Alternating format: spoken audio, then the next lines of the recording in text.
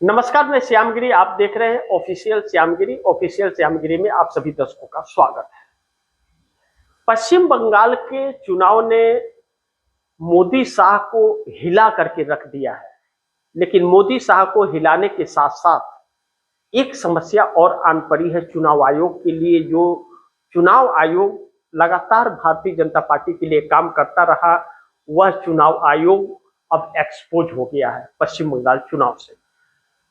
पश्चिम बंगाल के अंदर चुनाव आयोग ने 3 लाख से अधिक सीआरपीएफ और पैरामिलिट्री फोर्स उतारे थे, लेकिन वह किसी काम आता हुआ नजर नहीं आ रहा है, क्योंकि सीआरपीएफ भी भारतीय जनता पार्टी का चुनाव प्रचार करते हुए पाई गई थी। लेकिन कहा जा रहा है कि जो वोट प्रतिशत में चुनाव आयोग ने खेल किया था, उससे वोट में तब्दील नहीं कर पा रहा है। टीएमसी, ममता बनर्जी की पार्टी इतनी सक्रिय है कि चुनाव आयोग के हर दांव को खेल कर दे रही है, भारतीय जनता पार्टी के हर समीकरण को खेल कर दे रही है। ऐसे में बड़ी महत्वपूर्ण है कि ममता बनर्जी ने ऐलान किया है कि 4 मई को रिजल्ट आने के बाद और बंगाल जीतने के बाद, बंगाल जीतते ही नरेंद्र मोदी अमित शाह की सरकार को दिल्ली के अंदर उखाड़ फेंकेंगे, यानी कि सरकार गिराने का दावा पेश कर दिया है ममता बनर्जी ने। इसका मतलब ममता बनर्जी के पास प्लान तैयार है पूरी तरह से, और ममता बनर्जी अब मोदी और शाह को सत्ता में नहीं रहने देगी, ठान ली है ममता बनर्जी ने। और बार बार यह टीएमसी की तरफ से ऐलान किया जा रहा है, बयान दिया जा रहा है, मोदी के इस्तीफे की बात की जा रही है। इसका मतलब है कि ममता बनर्जी यह समझ गई है कि अगर मोदी और शाह की जोड़ी या सत्ता में अगर रही आरएसएस और भाजपा की सरकार, तो फिर आने वाले दिनों में इस देश के अंदर डेमोक्रेसी नाम की चीज बचेगी नहीं और चुनाव जीत पाना आसान नहीं होगा, और यहां तक कि आम जनता की नागरिकता जो है ना, वह गायब हो जाएगी। इससे आप दर्शक समझ सकते हैं 90 लाख लोगों के नाम काटे गए हैं। लेकिन मैं मुख्य मुद्दे पे आऊं कि ममता बनर्जी ने कहा कि मोदी सरकार को गिरा देंगे। इससे यह पता चलता है कि ममता बनर्जी के पास भारतीय जनता पार्टी के 12 सांसद जो पश्चिम बंगाल के अंदर हैं, उन 12 सांसदों से लगातार संपर्क में है ममता बनर्जी। और टीएमसी का चुनाव जीतते ही, ममता बनर्जी चुनाव जीत गई पश्चिम बंगाल का, तो वह 12 के 12 सांसद भारतीय जनता पार्टी छोड़ करके शामिल हो सकते हैं टीएमसी में। ऐसी बातें की जा रही हैं, चर्चा हो रही है। लेकिन इसमें से 12 में से 7 सांसद, 6 से 7 सांसद बहुत पहले से ममता बनर्जी के संपर्क में थे, और 29 अप्रैल को दूसरे चरण का जब मतदान था, तो उससे एक दिन पहले रात को टीएमसी के दफ्तर में भारतीय जनता पार्टी का सांसद और 3 प्रत्याशी विधानसभा के जो चुनाव लड़ रहे थे, वह नजर आए थे। टीएमसी में शामिल होने की संभावनाएं बताई जा रही थी, वह इच्छा जता रहे थे। ऐसे में यह खबर बड़ी प्राथमिकता से चली थी। ऐसे में भारतीय जनता पार्टी अब जो दूसरों को तोड़ा करती थी, अब खुद टूटने की कगार पर आ गई है। लेकिन इसी बीच असम से भी खबर अच्छी नहीं आ रही है। हेमंत बिस्वा शर्मा को सीएम न बनाने के लिए असम से भाजपाई जो ओरिजिनल है नेता है, वह दिल्ली धावा बोल दिए हैं। और अगर मोदी और शाह ने हेमंत बिस्वा शर्मा को सीएम बनाने की कोशिश की, तो भाजपा कई टुकड़ों में टूट जाएगी और इनके सहयोगी दल इनको छोड़ देंगे असम के अंदर। ऐसे में असम में कांग्रेस का जनाधार अच्छा हुआ है और चुनाव में फाइट की है। ऐसा कहा जा रहा है कि परिणाम कुछ भी आ सकते हैं। लेकिन पश्चिम बंगाल में कांग्रेस अच्छे प्रदर्शन पर जा रही है। उसका खाता इस बार खुल रहा है। जो पिछले बार 0 सीटें थी, अब इस बार उसकी सीटें आती हुई नजर आ रही है।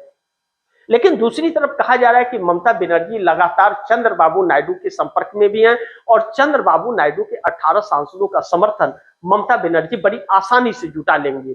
लेकिन अगर नीतीश और नायडू दोनों संपर्क में है ममता बनर्जी की, यह बात निकल जाए, तो भारतीय जनता पार्टी के लिए बड़ी बेचैनी हो जाती है। तब फिर ऐसे में 42 सांसद दूर हो सकते हैं भारतीय जनता पार्टी से, क्योंकि अगर 12 नीतीश कुमार के और 18 चंद्रबाबू नायडू के 30 होते हैं और भारतीय जनता पार्टी ही 12 सांसद छोड़ देते हैं, तो 42 सांसदों के साथ मोदी सरकार को गिरा सकती है ममता बनर्जी, जो बड़ी आसानी से यह समीकरण बन रहे हैं। ऐसे में ममता बनर्जी के ऐलान के बाद भारतीय जनता पार्टी सदमे में है और भारतीय जनता पार्टी पूरी तरह से हिली हुई है। ऐसे में अरविंद केजरीवाल की जो आम आदमी पार्टी है, वह भी बड़ी मुश्किल में आ गई है। अरविंद केजरीवाल का बचना अब बहुत मुश्किल है। एक तरफ से कोर्ट की संकटें हैं, ईडी का संकट है, शराब घोटाले में कोर्ट से भी पंगा ले बैठे हैं। ऐसे में इनके अरविंद केजरीवाल के ऊपर कोड ऑफ कंडक्ट लग सकता है, जेल जा सकते हैं। ऐसे में अरविंद केजरीवाल फंसे हुए हैं। दिल्ली में सरकार है नहीं, 7 राज्यसभा के सांसद टूट चुके हैं, अरविंद केजरीवाल के भारतीय जनता पार्टी में चले गए हैं। लेकिन पंजाब में जो आम आदमी पार्टी की सरकार है और चुनाव में सिर्फ 8 महीने का वक्त पंजाब के अंदर बचा हुआ है, इससे यह प्रतीक हो रहा है कि पंजाब की सरकार जाने वाली है। जब भारतीय जनता पार्टी में टूट के आने की संभावना बताई जा रही थी, राघव चड्ढा से संपर्क में सभी विधायक है, कहा जा रहा था 40 विधायक है, 58 चाहिए, तो पूरी सरकार को ही तोड़ने की कोशिश हो रही थी। ऐसे में एक दिन का विशेष सत्र भगवत मान जो सीएम है आम आदमी पार्टी के पंजाब में, वह बुलाए थे और बहुमत साबित करना चाहते थे। जब बहुमत साबित करना चाहते थे, ऐसे में बड़ी महत्वपूर्ण हुआ कि नशा करके भगवत मान आए हुए थे और पूरी तरह से एक्सपोज हो गए। ऐसे में आम आदमी पार्टी को लेकर के एक अलग चर्चा हो गई है और आम आदमी पार्टी से लोग दूरी बनाने की कोशिश कर रहे हैं। पंजाब के अंदर सरकार जाती हुई इसलिए भी नजर आ रही है क्योंकि महिलाओं से वादा किया हुआ पूरा नहीं हुआ है और किसानों के साथ बहुत ही बड़ा अत्याचार अरविंद केजरीवाल ने किया है। लेकिन अरविंद केजरीवाल जो वादे से मुकरते हैं और सरकार अब दोबारा आने की उम्मीद नहीं है। ऐसे में उद्योगपति जो चंदा देते थे आम आदमी पार्टी को, वह दूरी बना रहे हैं। ऐसे में पार्टी के और भी नेता टूटने की बात कही जा रही है। देखना बड़ी महत्वपूर्ण होगा कि अब सरकार बचती है या सरकार चली जाती है। लेकिन दूसरी तरफ उत्तर प्रदेश के सीएम योगी आदित्यनाथ बहुत परेशान है ममता बनर्जी के ऐलान के बाद। कहा जा रहा है कि अगर ममता बनर्जी के ने सभी घोड़ों को रोक दिया तो अगला नंबर उत्तर प्रदेश का आ जाएगा, क्योंकि वही फार्मूला उत्तर प्रदेश में लागू होगा जो बंगाल में हो रहा है। तो विपक्ष एक तरह से मजबूत हो रहा है। कांग्रेस राहुल गांधी और अखिलेश यादव की जोड़ी लगातार उत्तर प्रदेश में मेहनत कर रही है और नरेंद्र मोदी को चुनौती दे रही है। देखना यह महत्वपूर्ण होगा कि रंग क्या आता है। 4 मई वह दिन होगा जो अगर ममता बनर्जी चुनाव जीत जाती है तो इस देश का दशा और दिशा तय होने वाला है और भारतीय जनता पार्टी और नरेंद्र मोदी अमित शाह के भविष्य का फैसला होगा। क्योंकि सत्ता अगर चली गई, जैसा ममता बनर्जी ने ऐलान किया कि सरकार गिरा देंगे हम, इससे यह साफ है कि जो बौखलाहट है, लगातार बैठकों का दौर शुरू है, इससे अब सत्ता जाने का डर भारतीय जनता पार्टी के अंदर समा गया है। इस बात से हम इनकार नहीं कर सकते। बाकी आप दर्शकों की क्या राय है और क्या सुझाव है वह तो जरूर बताइएगा।